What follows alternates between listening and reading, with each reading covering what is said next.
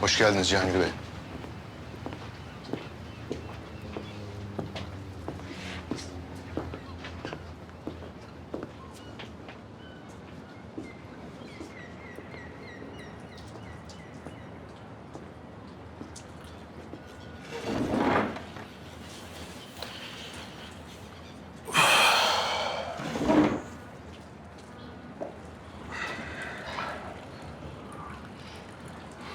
Cihangir, seni anlamaya çalışıyorum.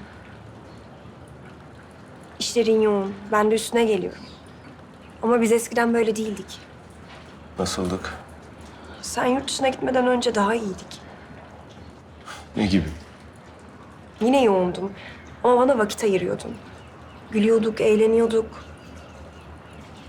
Sonra?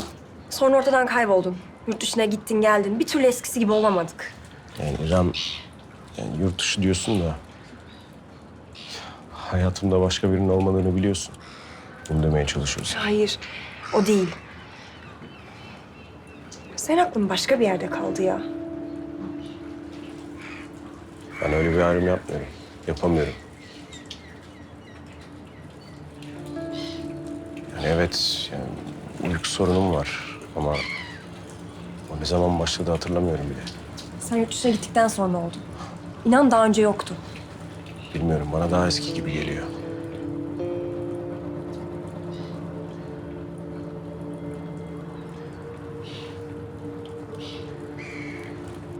Ya İrem, bak seni üzdüğümü biliyorum.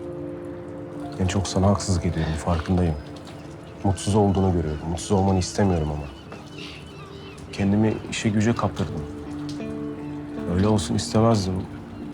Güne başlıyorum, bir bakıyorum gece olmuş.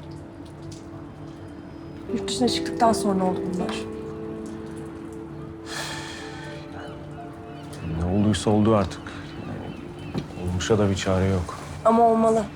Bir çare bulmalısın. Bu böyle gitmemeli. Bir yol aramalıyız. Cihangir bulmalısın. Ben o eski Cihangir'i istiyorum. Ben de istiyorum.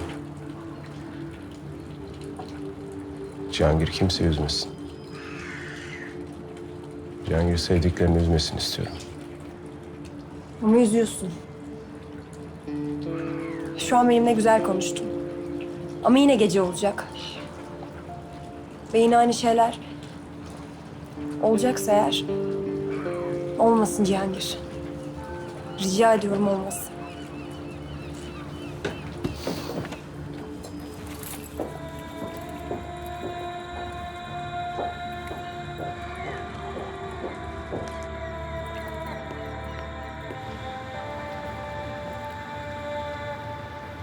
Gülay Hanım, Cihangir Bey'in nişanlısı çıktılar efendim.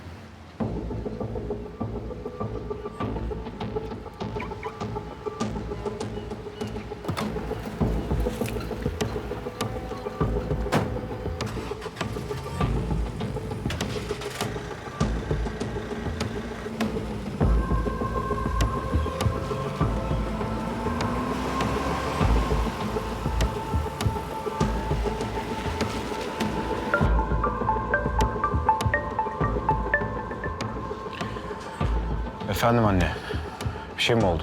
Nişanlın oğlum. Nişanlın sana benim dediğimi yaptı değil mi? Yapsın. Sen hiç üzme güzel kalbini, tamam mı? O aslan terbiye etmeyi kolay bir şey sanıyor. Ayrılamaz senden. Sonra konuşalım bunu. Tamam, sonra konuşalım. Ama üzülmek yok, tamam mı? Sonuçta senin bilmediğin hiçbir şey yapmadı. Sakın, sakın.